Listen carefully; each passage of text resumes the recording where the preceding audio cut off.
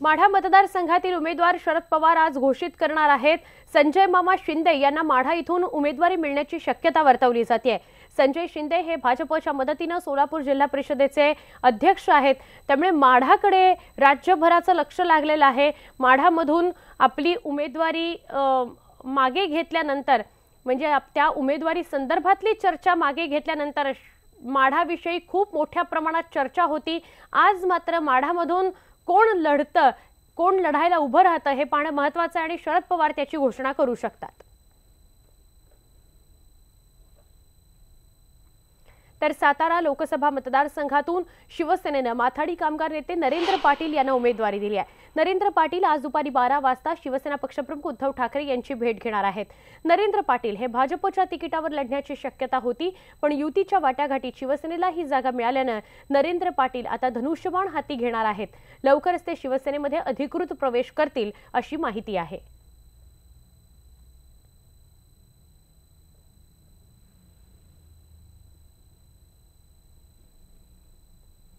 लोकसभा निवडणुकीच्या तोंडावर भाजपमध्ये जोरदार इनकमिंग सुरू झालेला आहे। आज मुंबई मनपातील काँग्रेसचे माजी विरोधी पक्षनेते प्रवीण छेडा भाजपमध्ये परतणार आहेत।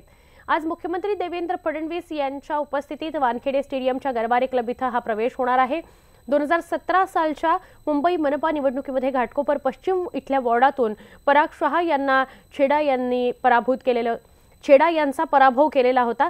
छेडा यांचा पक्षप्रवेश हा ईशान्य मुंबई मतदारसंघामध्ये किरीट सोमय्या यांना पर्याय म्हणून आहे का, अशी सुद्धा चर्चा सध्या राजकीय वर्तुळात सुरू आहे।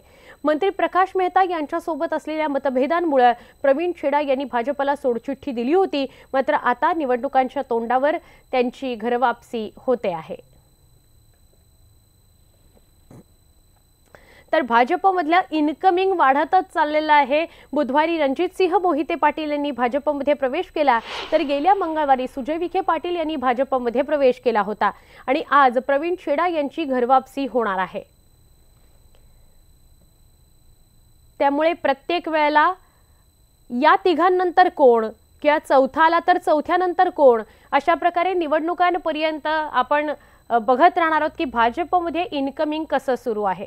काँग्रेसच्या वाटेवर असलेल्या संजय काकडे यांनी मुख्यमंत्र्यांचा त्यांना फोन आलेला आहे। या घडीची ही अजून एक मोठी बातमी आपल्यापर्यंत पोहोचली आहे। वर्षावर संजय काकडे आज मुख्यमंत्र्यांची भेट घेणार आहेत। त्यामुळे मुख्यमंत्री काकडेंना समजवण्यामध्ये यशस्वी होतात का हे बघणं महत्त्वाचं ठरणार आहे। काँग्रेसच्या ते वाटेवर आहेत, राष्ट्रवादी काँग्रेसमध्येही जाऊ शकतात, अशा वेगवेगळ्या चर्चा होत्या। मात्र आज आता मुख्यमंत्र्यांशी काकडे भेटणार आहेत। काकडेंचं मन वळवण्यात मुख्यमंत्र्यांना यश येतं का हे पाहणं महत्त्वाचं ठरणार आहे। लोकसभा उमेदवारीच्या बदल्यात काकडेंवर मोठी जबाबदारी सोपवली जाण्याची शक्यता आहे।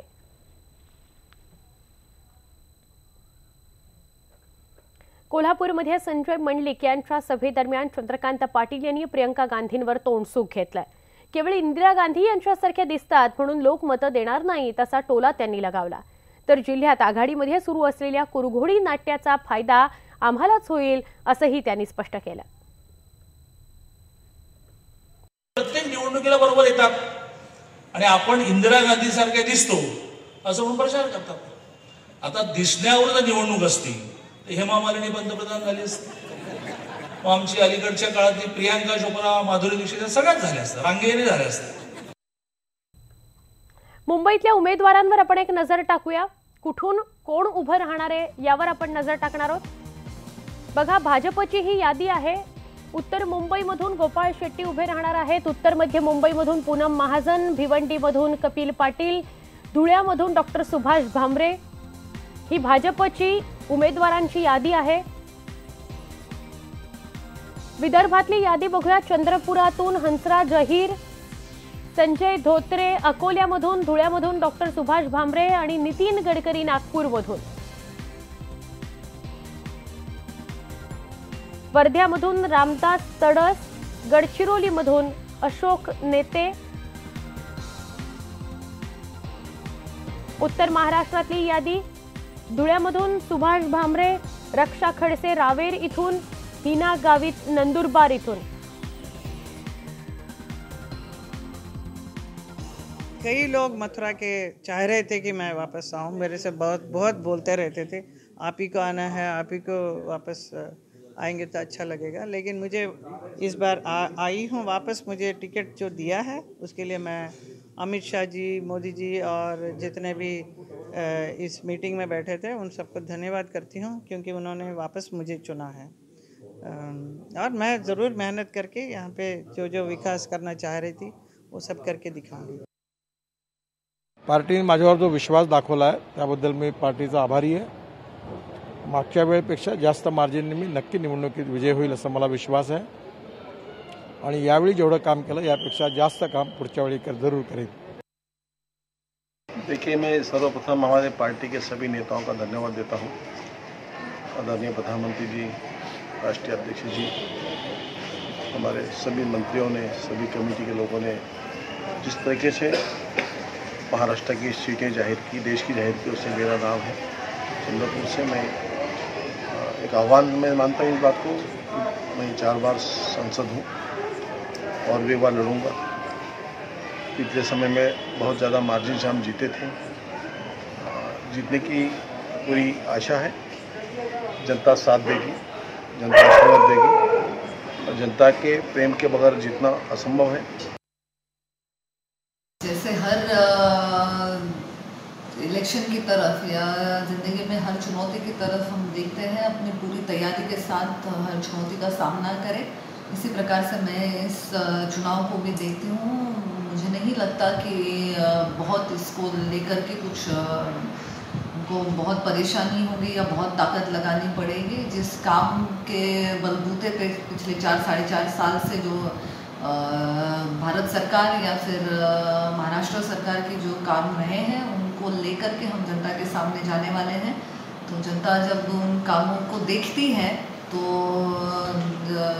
उनका जो मत है वो नेचुरली हमारे साइड पे ही रहेगा। तो हमारे लिए ये चुनाव बहुत, हम इसको सकारात्मक तरीके से ले रहे हैं। नहीं, रणनीति कुछ नहीं है। आज भारतीय जनता पार्टी और शिवसेना, ये युति की गठबंधन का जो उम्मीदवारी मुझे इस जगह पे मिली है, मैं कोशिश करूंगा सबसे पहले भारतीय जनता पार्टी के सारे जो संगठक के सारे सदस्य हैं, शिवसेना के सारे सदस्य हैं, इन दोनों को मैं मिलूंगा, इन दोनों से मुलाकात की जाएगी और आगे की रणनीति सबको मिला के आगे क्या करना चाहिए, किस तरीके से हमको आगे प्रचार करना है, ये डिसाइड किया जाएगा। भाजपची यादी जाहीर होतानाच आज पक्षाचे भीष्म पितामह म्हणून ज्यांच्याकडे पाहिलं जातं त्या लालकृष्ण अडवाणी यांची एक प्रकारे राजकीय निवृत्ती जाहीर झालेली आहे। कारण ज्या अहमदाबाद लोकसभा मतदारसंघाचं 1977 पासून भारतीय जनसंघ आणि नंतर भाजपच्या माध्यमातून भारतीय राजकारणात ते सक्रिय आहेत, मावळत्या लोकसभेमध्ये सुद्धा ते लोकसभेत उपस्थित राहत, पण चर्चेत त्यांनी फारसा भाग कधी घेतलेला नाही। भाजपने गेल्या काही काळात अडवाणी यांना जाणीवपूर्वक बाजूला केल्याचा आरोप सुद्धा होत होता। तर या निवडणुकांच्या तयारीची चर्चा सुरू असताना 75 पेक्षा जास्त वयाच्या नेत्यांना उमेदवारी देणार नसल्याचं सांगितलं गेलं होतं।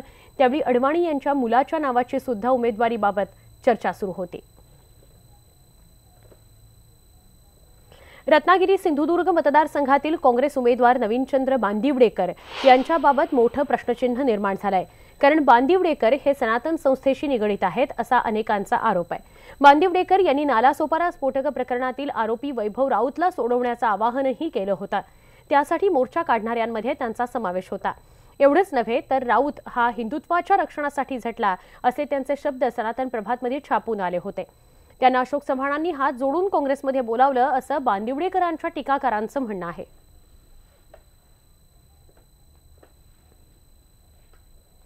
रावेर लोकसभेची जागा खडसे कुटुंबाला मिळाल्यास शिवसैनिक प्रचार करणार नाहीत अशी भूमिका शिवसेनेने घेतली।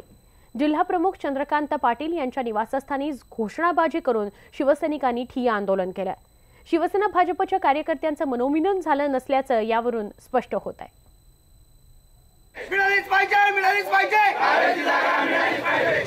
शिवसेनेचे जळगाव जिल्हा प्रमुख चंद्रकांत पाटील यांच्या निवासस्थानी रावेर लोकसभा मतदारसंघातील पदाधिकारी आणि शिवसैनिकांनी जोरदार घोषणाबाजी केली। एकनाथ खडसेंचं थेट नाव न घेता घोषणाबाजी करण्यात आली। रावेर लोकसभेची जागा शिवसेनेला मिळावी अशी त्यांची मागणी होती। युतीचे खलनायक असलेल्या कुटुंबातील सदस्याला उमेदवारी मिळाल्यास प्रचार करणार नाही अशी भूमिका शिवसैनिकांनी घेतली। शिवसैनिकांवर खोटे गुन्हे दाखल करणाऱ्यांचा प्रचार करणार नाही असं शिवसैनिकांनी स्पष्ट केलं।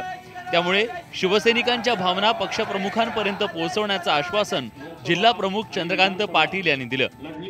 भाजप आणि शिवसेना ही युती झाल्यानंतर म्हणजे विधानसभेत आम्ही एकत्र बसलो मधल्या काळामध्ये, पण त्याच्यानंतर भाजप आणि शिवसेना संपवण्याचा एक हाती जो अजेंडा राबवला त्याच्यामुळे शिवसैनिकांमध्ये खाली ग्रामीण पातळीवर खूप संताप आणि खूप रोष आहे त्यांच्याविषयी।